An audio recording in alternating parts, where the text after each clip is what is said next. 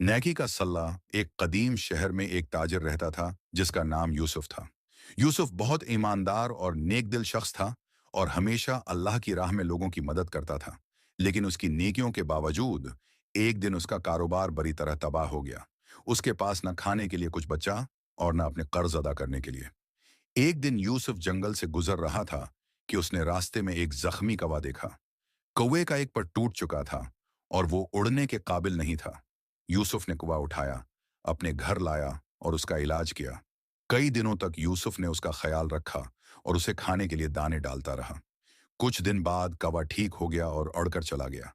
यूसुफ ने दिल में अल्लाह का शुक्र अदा किया और कहा, या अल्लाह, मैंने सिर्फ तेरी खुशनूदी के लिए इस जख्मी परिंदे की मदद की। मेरे हालात जैसे भी हूं, मैं नेकी का रास्ता नहीं छोड़ूंगा। चंद दिन बाद यूसुफ हुआ को एक बूढ़ा शख्स मिला जो गांव के करीब एक कनवा खोद रहा था।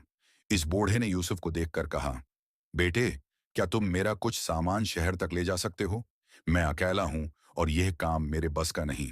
यूसुफ ने फौरन रजामंदी जाहिर की और उसका सामान उठाकर शहर पहुंचाया। जब यूसुफ वापस आया तो इस बूढ़े ने मुस्कुराकर कहा, यूसुफ, मैं कोई आम शख्स नहीं हूं। अल्लाह ने मुझे तुम्हारी मदद के लिए भेजा है। तुम्हारी नेकियों का सल्ला देने का वक्त आ गया है। बूढ़े ने यूसुफ को एक थैली दी जो सोने के सिक्कों से भरी हुई थी और कहा, यह तुम्हारी ईमानदारी और नेक नीति का सलाह है। अपने कारोबार को दोबारा शुरू करो और हमेशा नेकी के रास्ते पर चलते रहो।